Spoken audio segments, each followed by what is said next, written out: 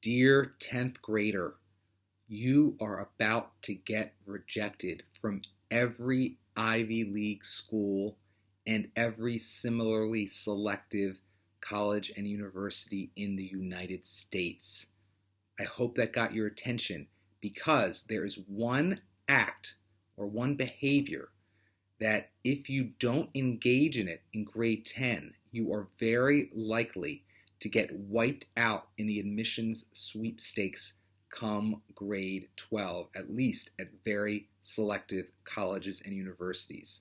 Now, let me take a step back. This is assuming that as a 10th grader, you come into your 10th grade year with a strong academic foundation.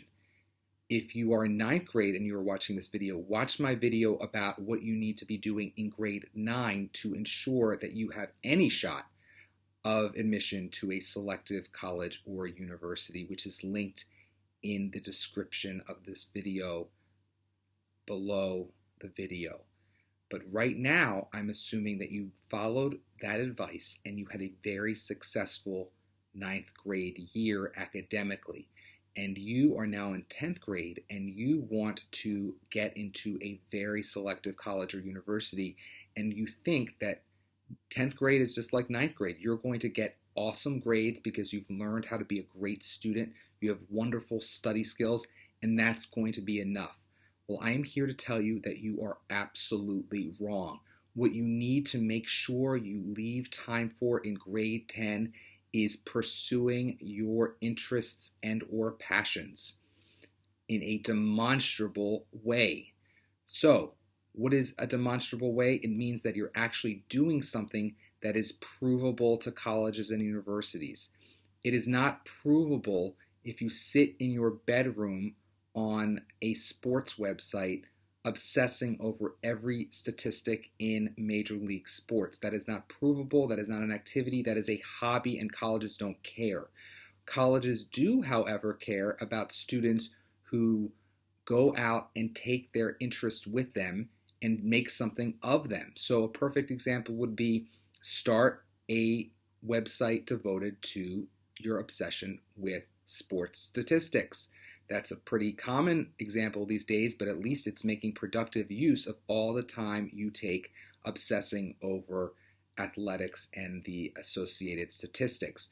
You need to get involved in activities or an activity that is demonstrating of your 10th grade self-interests.